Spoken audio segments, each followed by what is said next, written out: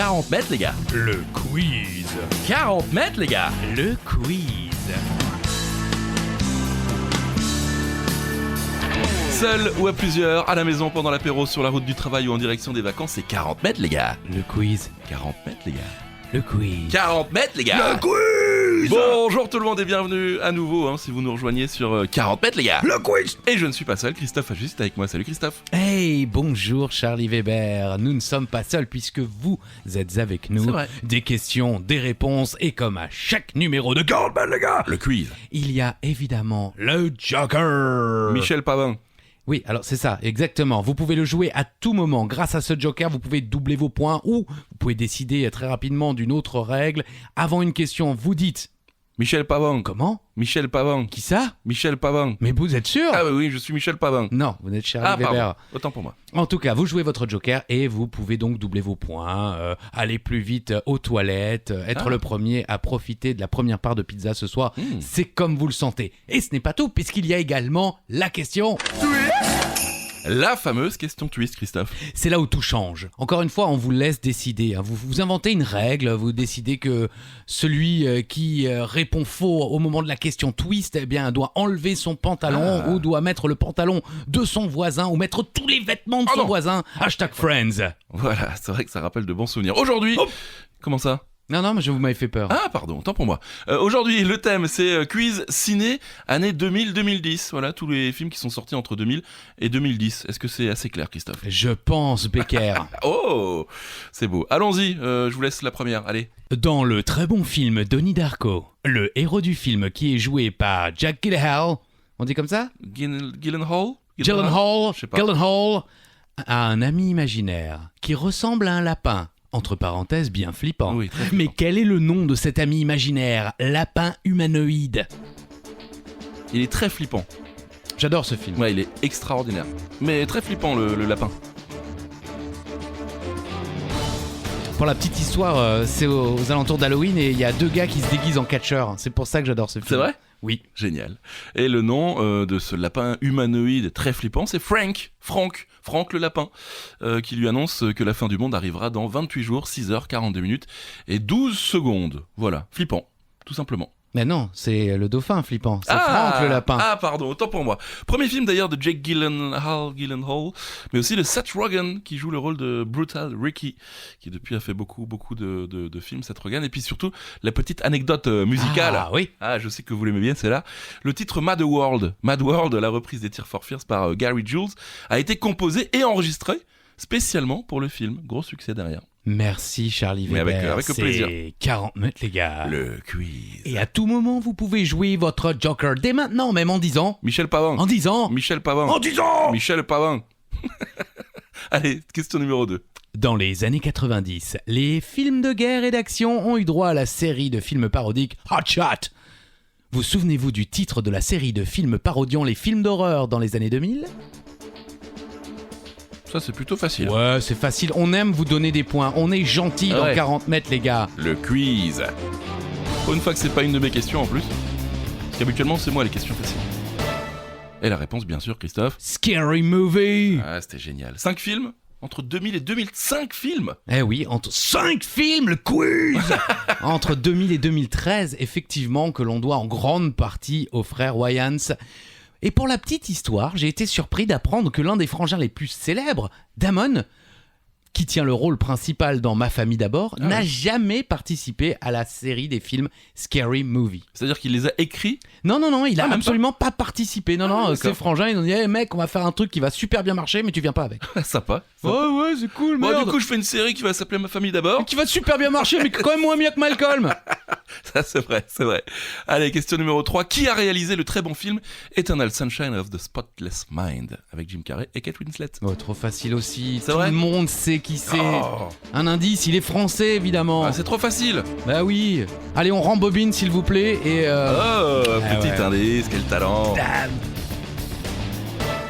Et la réponse, bien Michel sûr. Gondry. Oui, Michel Bien sûr. Gondry. À la base, c'était Nicolas Cage, qui aurait d'ailleurs dû jouer le rôle de Jim Carrey, qu'on attendait beaucoup moins dans les rôles un peu plus dramatiques. On connaissait dans ses rôles un peu fous, Jim Carrey. Et donc, c'était Nicolas Cage qui aurait dû jouer le rôle de Jim Carrey dans ce très bon film, Eternal Sunshine of the Spotless Mind. Oui, magnifique film que l'on vous conseille. C'est vrai que je ne sais pas s'il est encore aussi populaire qu'à l'époque, mais c'est vrai que c'est un film qu'on a tous, notre génération, je pense, regardé au moins une fois. Carrément, magnifique. Gondry qui a aussi fait beaucoup de clips pour Björk, les Daft Punk, Lenny Kravitz, les Foo Fighters ou encore Etienne Dao. Et aussi les films. Le petit indice, Be Kind Rewind, Voilà. soyez gentils, rembobinez. Exactement, rembobiné, s'il vous plaît, je crois, c'était dans sur le là, DVD, mais en tout cas pour les clips, on passe quand même de Björk, Daft Punk, Lenny Kravitz, Foo Fighters et Etienne Dao. Eh ouais, mais oui, Super. Etienne Dao, bah quand même. Non, t'as bulle. Très belle imitation d'Etienne Dao. N'oubliez pas, à tout moment, vous pouvez jouer votre Joker en disant, Michel Pavin. en citant, Michel Pavin. en gueulant. Michel Pavin. Oui, voilà, on l'a pas trop fort quand même. Oh, il est cool, Michel, tu vois, tranquille. Quelle jeune actrice, alors âgée d'un peu plus de 10 ans, que l'on retrouvera ensuite justement dans Malcolm ou encore dans Heroes, est l'un des seconds rôles du film Le plus beau des combats, en anglais Remember the Titans. Je n'ai jamais vu ce film. Magnifique. Ah ouais? Ah, c'est un film produit par Disney avec une bande originale exceptionnelle, notamment Marvin Gaye, Ain't no mountain high, ain't no valley low. Ok, bah j'irai voir. Et donc, la réponse? Hayden Panettiere. Elle joue la petite fille de l'un des coachs de l'équipe des Titans. Le film est inspiré de faits réels et raconte la création d'une équipe associant des joueurs noirs et blancs. Hayden interprétera Jessica dans Malcolm et Claire Bennett dans Heroes. Et pour la petite histoire, Monsieur Charlie Weber, Oui. j'ai jamais vu ce film. Bah non, c'est vrai. Le film Remember the Titans est considéré comme l'un des meilleurs films consacrés au football américain. Ok, rien que ça. Ah oui, non, mais c'est Ok, un ok. peu un feel-good movie, effectivement. Ah, j'aime bien ça. Vous savez, ça commence un peu difficilement, ça continue difficilement, et puis à la fin, on est tous heureux. La vie est belle. C'est beau, c'est beau. Ça sent bon les films des années 2000 en plus, quoi. C'est ça. Oui, Ah ouais. on pensait tous crever avec le bug, et comme on s'en est sorti, on s'est dit, allez, ça va être bien. Allez, on va faire plein de belles choses. On avait tort. Ah, c'est beau. Tiens, dans le film de Éric Lartigot, Prête-moi ta main, que j'aime beaucoup également avec Alain Chabat et Charlotte Gainsbourg, quel est le métier d'Alain Chabat? Ah, Ouais, c'est un métier en plus pas forcément très connu. Enfin, je ne m'en souviens pas. j'allais faire un jeu de mots qui allait donner la réponse, mais... J'allais dire qu'il fallait avoir du nez. Oui, ah bah, Bon, super. Ouais, bah, c'est un spoiler, là, vous filez la réponse carrément. Bah oui, la réponse c'est nez, c'est-à-dire qu'il crée le parfum, quoi. C'est comme ça qu'on appelle les créateurs de parfums. Nez, voilà, tout simplement. Alors, est-ce que c'est un rapport avec Didier qui Où on lui ne sent aimait... pas le cul. Voilà, c'est ça. Est-ce que c'est un clin d'œil? On sait pas. En tout cas, si vous n'avez jamais vu Prête-moi ta main, c'est pas mal du tout. Le Joker, Michel Pavang. Michel Pavang. Qui ça? Michel Pavang. Oh, qui ça? Oh, Michel Pavang. oh, pitchounette, Michel Pavang. Prochaine question.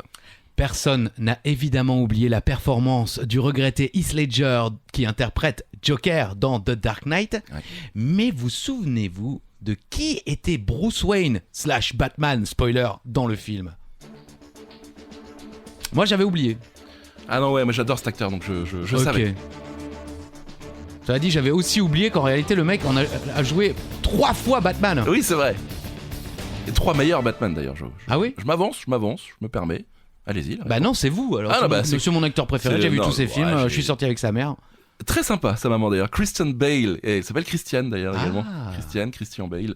Jeu de mots de merde. L'acteur américain-britannique qui a interprété Batman, oui, 3 fois. Batman Begins, The Dark Knight et The Dark Knight Rises.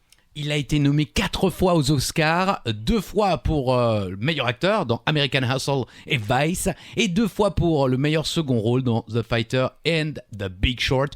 Et il a gagné l'Oscar du meilleur second rôle pour The Fighter. Ah, il est très bon acteur. Bel homme en plus. Ah bon? Ouais, c'est ma copine qui aime beaucoup. D'accord, Je suis un donc peu bah, jaloux. ça va, elle aime le mec, vous aimez sa mère, tout va bien. Ouais, c'est familial, c'est familial. On continue?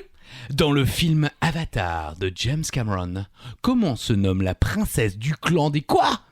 Omaticaya. Des quoi? Des Omaticaya. C'est 40 mètres les gars. Omaticaya. Oh non, le quiz, Ah, on en pardon. chie pour prononcer des mots.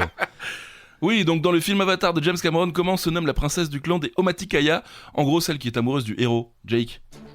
Jamais vu. C'est vrai? Jamais vu. Ah, ça se regarde quand même, quoi. Si, ça se regarde. Paraît que ça a mal vieilli. Ah ouais? Bah, c'est ce que les gens me disent lorsque j'ai dit j'ai jamais vu. Ok. Bah, ça a mal vieilli. Bah voilà. Et la réponse, c'est les Neytiri. Enfin, c'est les Neytiri. C'est Neytiri, c'est comme ça qu'elle s'appelle. Celle qui tombe amoureuse de Jake. Je vous dis ça puisque Avatar 2 va sortir le 14 décembre. Alors peut-être que vous écoutez ce quiz après le 14 décembre 2022. Alors Avatar 2 est sorti. Et c'est une pentalogie. C'est-à-dire qu'il y aura 5 films. Le 3 en 2024, le 4 en 2026.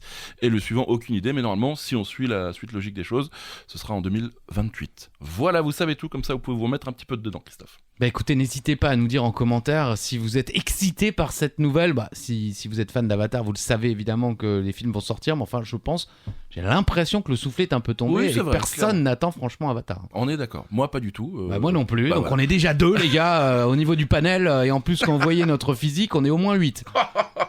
Michel Pavang, il est avec nous en plus également. Exactement, Le le Joker Joker du jour, et vous pouvez le jouer avant cette prochaine question. Pour l'instant, la question twist n'est pas encore tombée. Je vous le rappelle, c'est Charlie Weber qui décide d'appuyer quand il veut sur Quand le je petit veux. jingle twist, mais pour l'instant, c'est pas le moment. Je peux le faire maintenant si vous voulez. Bah, est-ce que vous voulez la faire, la question twist? Oui. Il a pas menti. Du coup, on est un peu moins surpris, mais Bah d'accord. si, moi j'étais là. Ah C'est vrai. Allons-y, question twist.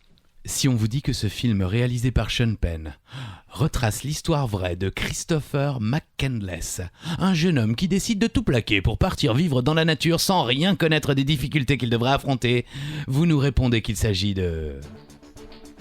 Excellent film. Ah oui, qui raconte l'histoire d'un con mais fini le mec. Ah, il est un, Ah peu, bah, avec tout le respect que je lui dois, parce que spoiler, le mec n'est plus. il est un peu déconné. Ouais. Et la bonne réponse est Into the Wild. Et oui, on l'a vu ensemble, Ouais, du cinéma. côté... oui. De la Défense à Paris. Exactement, Ouais, on se dans les souvient. infos dont tout le monde se Oui, fiche, là, oui, on vous on les est donne. Et effectivement, avec tout le respect que je lui dois, Christopher McCandless, qui était plein de...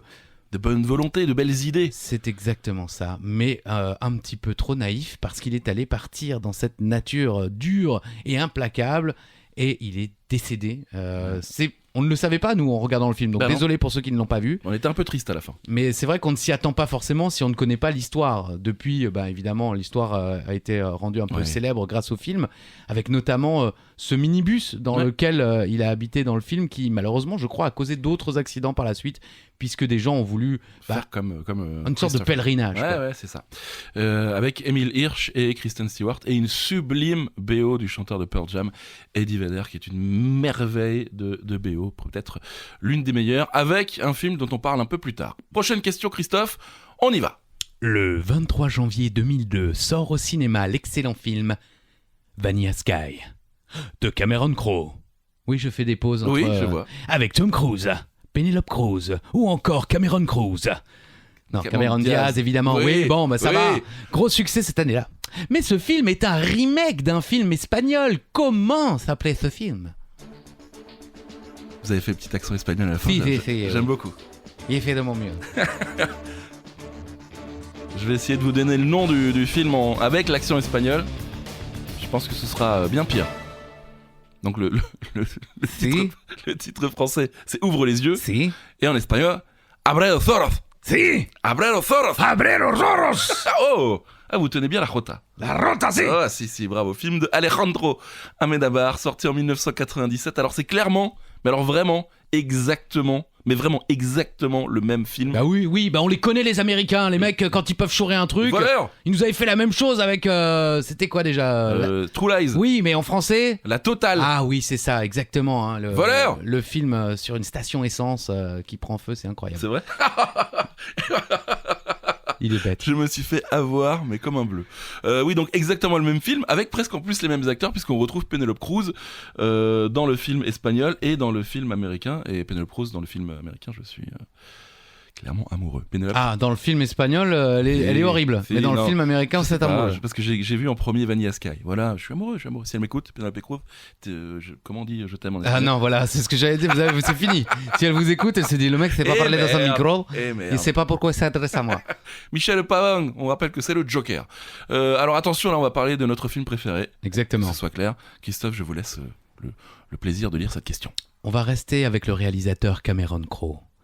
Avec notre film préféré, Christophe. Oui, alors là, vous avez écrit la question comme si c'est vous qui la lisiez, espèce de gland. C'est pas grave. Almost Famous, presque célèbre, sorti en 2001. L'histoire d'un jeune fan de rock qui va partir en tournée avec un groupe aux États-Unis dans les années 70. Mais quel était le nom de ce groupe? Fever dog, scratching On my back door. I hear you.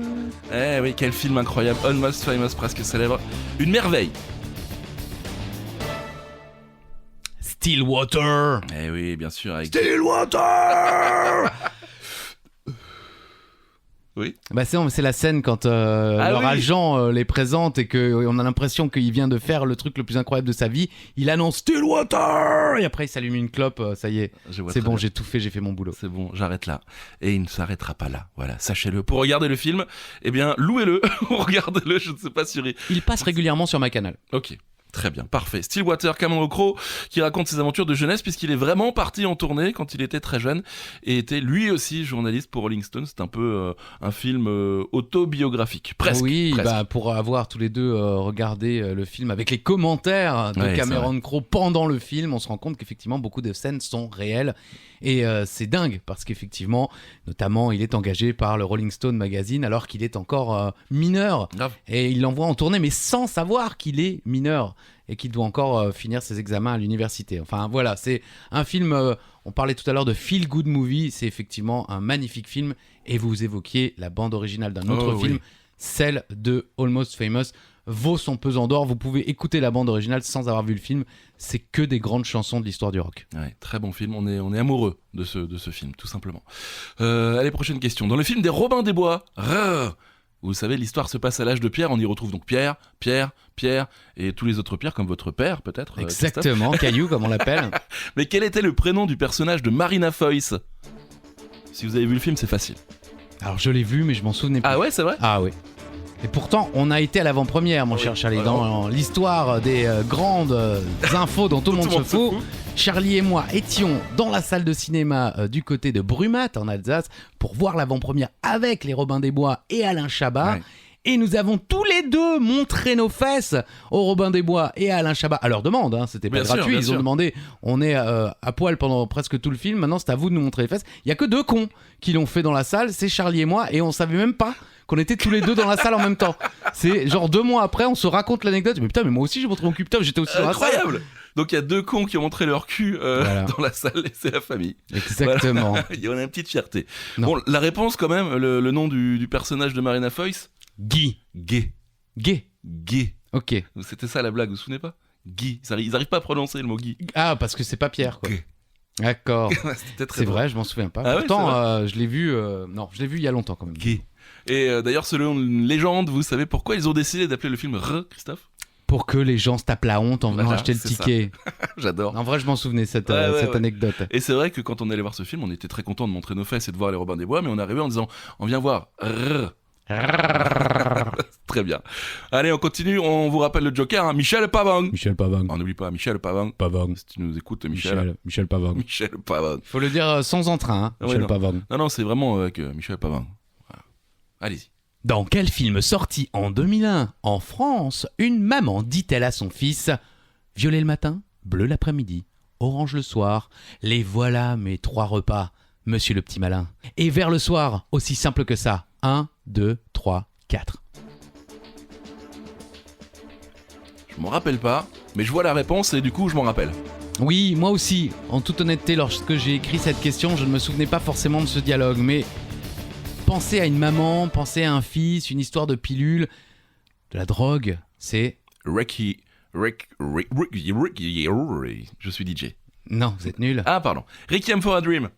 Exactement, légendaire film réalisé par Darren Aronofsky, légendaire réalisateur s'il en est, notamment de ce film qui me tient tout particulièrement à cœur, The Wrestler. Ah, très bon film. Et Requiem for a Dream raconte effectivement la descente aux enfers d'une maman dans les drogues qu'on pourrait appeler légales et de son fils dans les drogues illégales. Illégal.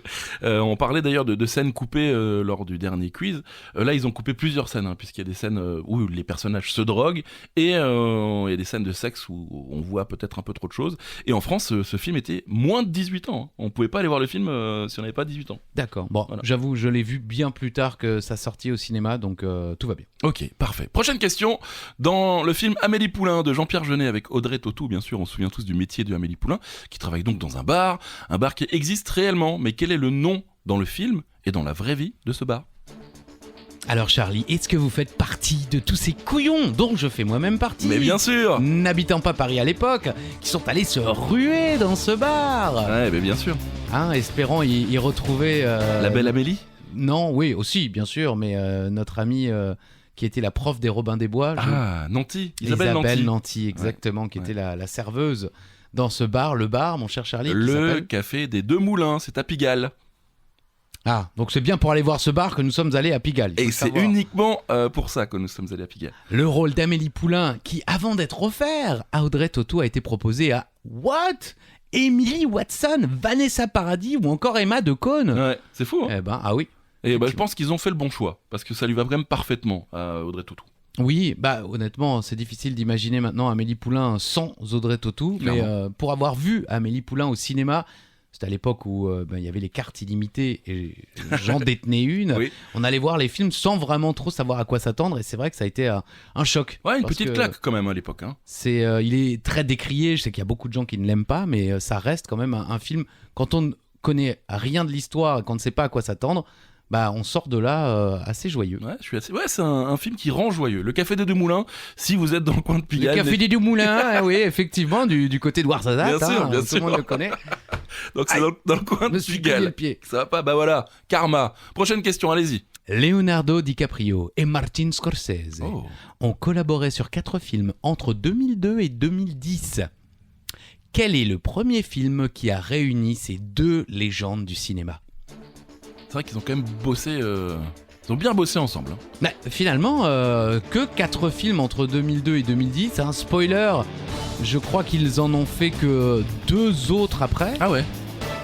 Bon, après, c'est des gros films. Hein. Ce sont des gros films, Ah oui. mais en l'occurrence là, il s'agit donc c'est leur première collaboration ensemble et c'était Gangs of New York qui est sorti en 2002 avec justement Cameron Diaz qu'on évoquait Ouais. tout à l'heure qui joue, je crois, la petite amie de, Moi, je sais plus. cette jeune femme après qui court Leonardo DiCaprio pendant tout le film. C'est une voleuse, Cameron Ah, Diaz. voleuse.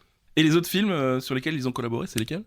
The Aviator en 2004, Ok. The Departed, Les Infiltrés en 2006, ouais, d'accord. Shutter Island Incroyable. 2010. Très bon film. Depuis, ils ont fait le Loup de Wall Street en 2013 et The Audition en 2015, dont je n'avais jamais entendu Ok. parler. C'est un court-métrage, mais qui n'est sorti qu'en Asie. La première s'est fait dans un casino, je crois, à Macao. D'accord. Et ils viennent de finir Killers of the Flower Moon, qui est un western qui Oh. devrait sortir en premiere Oh, à Cannes en 2023. Enfin, le retour des westerns. Moi, ça me manque un petit peu, moi, les westerns. C'est vrai qu'ils en ont sorti quelques-uns. Good Old Man for the Good Man. Ah oui, d'accord. Vous vous souvenez Super, à peu près ouais, bien sûr. Évidemment, tout le monde s'en souvient de Yes, Good good for the old- Old, l'autre con là. Bon, allez, ça suffit. Ah bah oui, ça suffit, évidemment. Autre question avec Léo, allez-y. Puisqu'on parlait justement de Léo, comme je l'appelle tendrement dans l'intimité, parlons de Catch Me If You Can. Attrape-moi si tu peux, bien Oui. sûr. Dans ce film de Steven Spielberg, il partage l'affiche avec Tom Hanks, bien sûr, qui lui court après justement pendant tout le film, mais aussi avec une légende française du cinéma qui joue sa maman. De qui s'agit-il ? Spoiler, vous la connaissez bien. Ouais. Ouais, bah si, bien sûr. Ouais, écoutez, je ne la connais pas aussi bien que j'aurais aimé, mais enfin, Si elle nous écoute. elle doit s'ennuyer, la pauvre, parce que Nathalie Baye. Oh, blague. Pardon. Et oui, Nathalie Baye, en faisant les recherches, je me suis rendu compte quand même que Madame a 4 Césars à son actif. Ouais.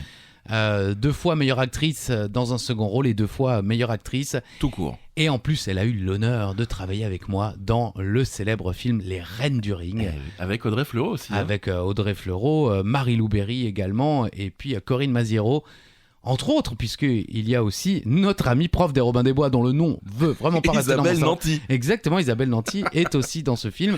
Et alors, comment ça s'est passé avec Mais Nathalie ça s'est très bien passé. À la soirée de fin de tournage, on était là, les yeux dans les yeux, Oh. coupe de champagne dans la main. Je lui portais le parapluie parce qu'il pleuvait Oh, gentleman. sur Paris. Et elle me dit, Christophe, si tu étais un petit peu plus âgé, je ne sais pas ce qui pourrait se passer. Et moi, je lui dis, Nathalie, écoutez, entre nous, ce n'est pas une histoire d'âge. Vous êtes là, je suis là. Et elle est partie.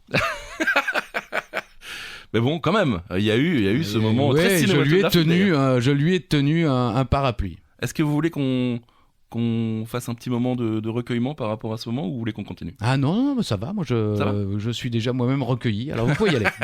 Dans le film Signe, avec Mel Gibson et Joaquin Phoenix, souvenez-vous, il y a donc une invasion extraterrestre et une seule chose peut les tuer, ces extraterrestres. Mais quoi? Nathalie J'ai- Baye? Non, oh je vous en prie. Si elle nous tue, c'est que d'amour. Mais bien sûr. Je l'ai vu 2 fois au cinéma. Ah ouais? Ouais, dans les infos dont tout le monde se fout, ouais, Signs, hein, parce que Signe, Oui. c'est pas un film sur les contrats. Mais Signe! voilà, C'était un peu ça. Et donc, qu'est-ce qui tue les extraterrestres? bah c'est l'eau. Bah oui, tout simplement, la fille en disperse de l'eau un peu partout, et en fait, c'est ça, un verre se renverse, et hop, il découvre que les extraterrestres ne tiennent pas l'eau. Voilà, tout Ils simplement. tiennent pas l'eau, oui voilà. Hein, nous, vous doutez bien de ce qu'on ne tient pas, mais eux c'est l'eau, ils ne tiennent pas l'eau les mecs.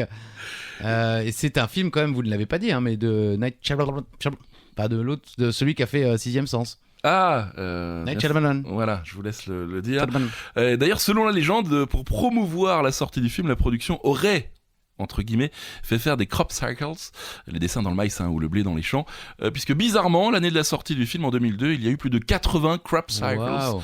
dans le monde entier. Coïncidence? Je ne crois pas. Et n'oubliez pas les amis, vous pouvez, si vous ne l'avez pas encore fait, jouer votre joker en disant Michel Pavin. Michel Pavon. Oh Michel Pavin. Qui interprète le docteur Frank Ginsberg, le tonton suicidaire de la petite Olive, dans Little Miss Sunshine. Ce film est formidable. Road movie, tout Bah, ce que j'aime. C'est pareil, ça fait partie de ces films, on y va sans trop savoir de quoi il s'agit. Il y a cet acteur-là qui, je pense, était un petit peu la tête d'affiche du film, Oui. sans être le rôle principal, bien sûr. Et on ressort de là un petit peu joyeux, heureux, optimiste. On se dit la vie va être belle. Mais bien sûr, malgré des événements un peu tristes dans le film, mais la vie est belle. Et donc, Frank Ginsberg est... Steve Carell. Eh oui, le film qui n'était pas censé connaître un succès mondial n'est d'abord sorti que dans 7 cinémas aux États-Unis. Eh C'est vrai. ouais, j'ai halluciné C'est fou, quand j'ai ça. vu ça. 7 cinémas, vous vous rendez compte? Non, parce que les États-Unis, bon, bah, ce sont des milliers de cinémas. Déjà, quand vous faites une petite sortie, en général, vous êtes dans une centaine de cinémas aux États-Unis. 7. 7 seulement, effectivement, mais ça a tellement bien marché. C'était le film, à ce moment-là, qui rapportait le plus par rapport au nombre de salles où il était présenté, D'accord. projeté. Ok.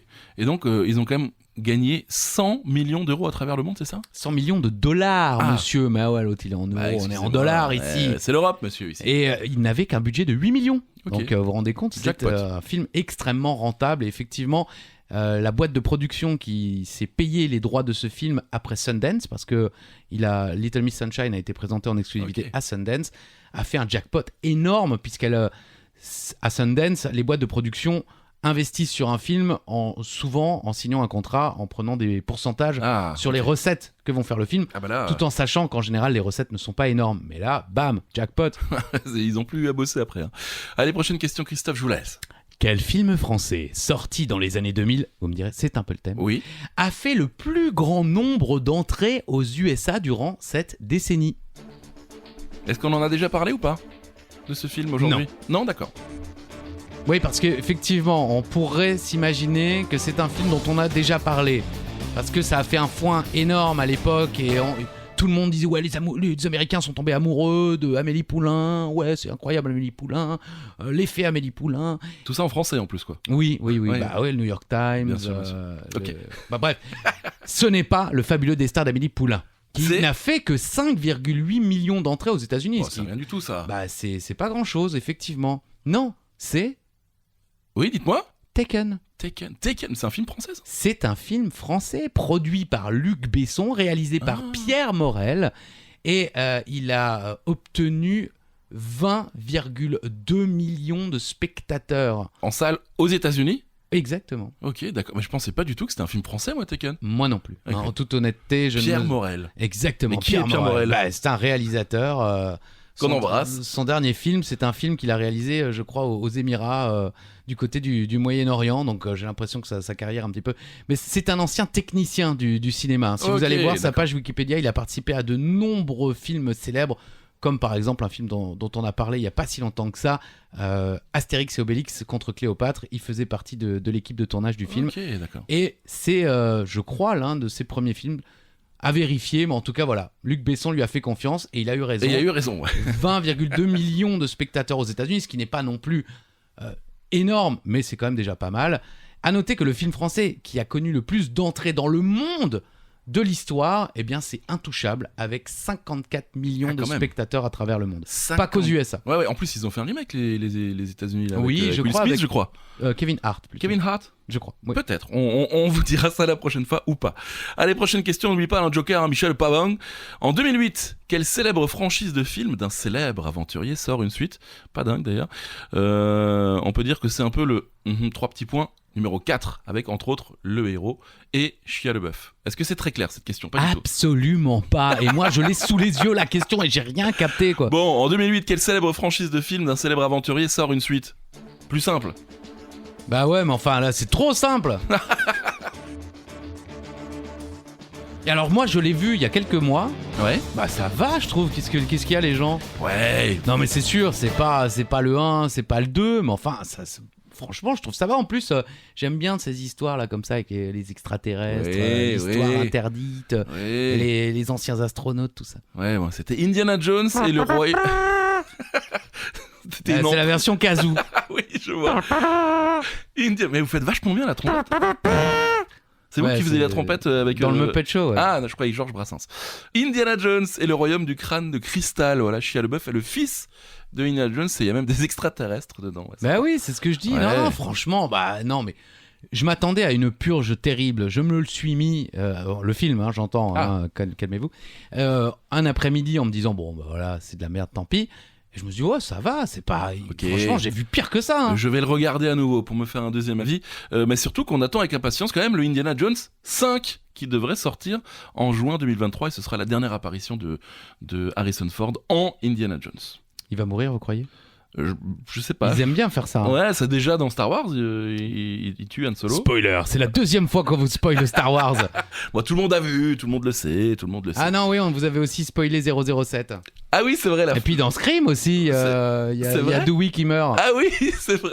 Il tue tout le monde en ce moment. Faites gaffe à vous. Ouais, c'est ça. Ils sont derrière, attention! C'est Pardon. Guirec. Non, c'est pas, Non. il s'est pas retourné. donc Michel c'est pas- Pavang. Michel Pavang. C'est oui. votre dernière chance, c'est la dernière question avant la question bonus. Michel Pavang. Michel Pavang. Michel Pavang. Allez-y pour la question. Quel est le premier film de la trilogie Blood and Ice Cream qui a été suivi par Hot Fuzz et le dernier pub avant la fin du monde? En toute honnêteté, je savais pas que c'était vraiment une trilogie. Moi non plus. Bon, c'est les mêmes acteurs, Ah, voilà, c'est producteurs, ça. réalisateurs. Très Auteur. drôle. Auteur Aussi. aussi. D'accord. Shaun of the Dead. Ah oui, j'adore. J'adore. Je suis très zombie en général, hein, Oui, j'adore. moi aussi. Walking Dead. Et c'est vrai que Shaun of the Dead, ça a été une vraie respiration dans ce monde de zombies, puisque c'est à la fois très très bien fait, sérieux et crédible, mais en même temps très drôle et très inventif. Leurs liens pour cette trilogie sont le réalisateur Edgar Wright et les acteurs principaux Simon Pegg et Nick Frost, les glaces Cornetto et le sang. Les glaces Cornetto. Les glaces Cornetto, C'est vrai. visiblement, sont mis en valeur dans les trois films. D'accord, je savais pas. Honnêtement, je m'en souviens pas non plus. Ok. Mais c'est écrit ainsi comme ça sur Wikipédia. On rend hommage évidemment à tous les contributeurs Merci. de Wikipédia. Bravo à vous. Merci à vous les amis, Simon Pegg et Nick Frost qu'on aime beaucoup, qui sont quand même très très drôles.